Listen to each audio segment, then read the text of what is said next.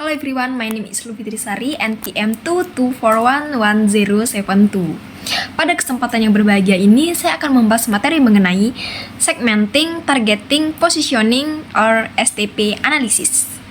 Segmenting, targeting, dan positioning atau analisis SIP adalah pendekatan atau model yang digunakan dalam pemasaran untuk mengembangkan pesan dan strategi yang efektif dalam menganalisis bisnis. Nah, pertama-tama, sebuah bisnis harus melakukan riset pasar.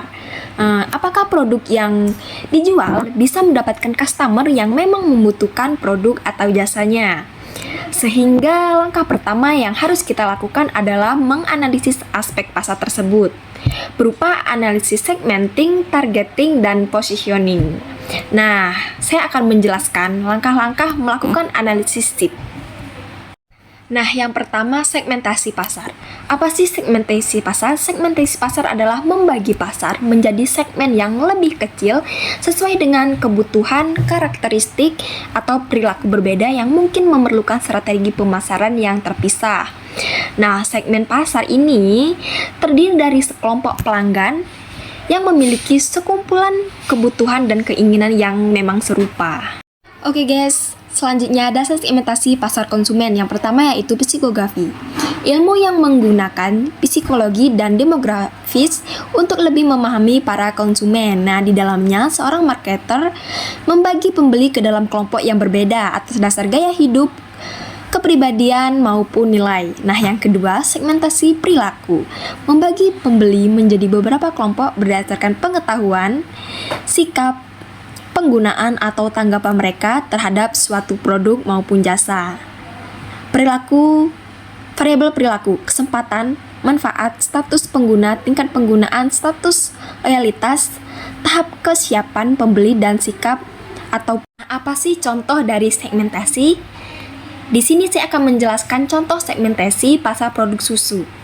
Suatu merek susu memiliki segmentasi geografis pada perkotaan di seluruh wilayah Indonesia. Nah, kemudian segmentasi demografisnya ditargetkan pada pria dan perempuan usia produktif yakni 19 tahun sampai dengan 45 tahun. Nah, sementara itu, segmentasi psikografisnya ditetapkan pada masyarakat dengan pola kehidupan yang cukup tinggi atau produktif sehingga membutuhkan suplemen khusus untuk menjaga kesehatan daya tahan. Bagaimana sih pasar yang bisa disebut segmen pasar yang efektif? Yang pertama yaitu terukur. Ukuran, daya beli, dan profil segmen dapat diukur. Yang kedua, dapat diakses. Nah, maksudnya dapat diakses ini seperti segmen pasar dapat dijangkau dan dilayani secara efektif. Yang ketiga, substansial. Segmen pasar besar atau cukup menguntungkan untuk melayani. Nah, yang keempat, dapat dibedakan. Segmen dapat dibedakan secara konseptual dan merespon secara berbeda terhadap elemen dan program pemasaran yang berbeda. Nah, jika pria dan wanita menanggapi upaya pemasaran minuman ringan dengan cara yang sama, mereka bukan merupakan segmen yang terpisah. Nah, yang kelima, dapat ditindaklanjuti. Nah, gimana sih maksudnya dapat ditindaklanjuti? Nah, dapat ditindaklanjutin ini seperti program yang efektif, dapat dirancang untuk menarik dan melayani segmen. Nah, selanjutnya kita membahas targeting. Nah, apa sih yang dimaksud dengan targeting? Targeting adalah proses mengevaluasi daya tarik setiap segmen pasar dan memilih salah satu atau lebih segmen untuk dimasuki. Target pasar merupakan sekumpulan pembeli yang memiliki kesamaan pada kebutuhan atau karakteristik umum yang dipilih oleh suatu perusahaan untuk melayani sebagai target penjualan. Nah, sebagai contohnya, pegawai ada 3 segmen. Dilihat dari income, pilih salah satu target yang spesifik dari 3 segmen tersebut. Yang pertama, pegawai dengan low to mid income. Yang kedua, pegawai dengan match to high income. Dan yang ketiga, pegawai dengan high income. Selanjutnya, positioning. Positioning adalah tindakan perusahaan untuk merancang produk dan bauran pemasaran agar dapat terciptanya kesan tertentu yang diinginkan konsumen.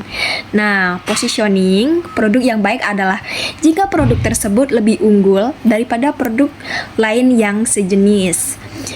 Setiap produk Dapat ditentukan positioning melalui persepsi pelanggan atau produk yang ditawarkan dan produk pesaing yang menghasilkan peta persepsi.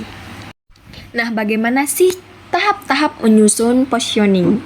Yang pertama, identifikasi target segmen.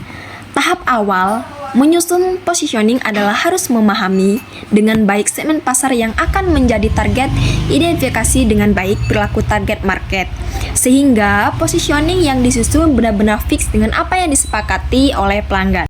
Nah, yang kedua, menentukan frame of referensi pelanggan. Istilah frame of referensi seperti jenis kelamin dari produk yang diinginkan dipositioningkan. Nah, yang ketiga, merumuskan point of differentiation, menentukan kenapa konsumen harus memilih produk tersebut dibanding pesaing. Positioning yang disusun harus dengan jelas menunjukkan perbedaan produk tersebut dibandingkan pesaing. Nah, yang keempat yaitu menetapkan keunggulan kompetitif produk.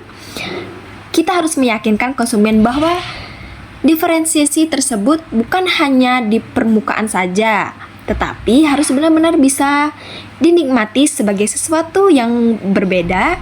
Untuk itu, point of differentiation harus didukung dengan competency aid. Okay guys, thank you and see you in the next video.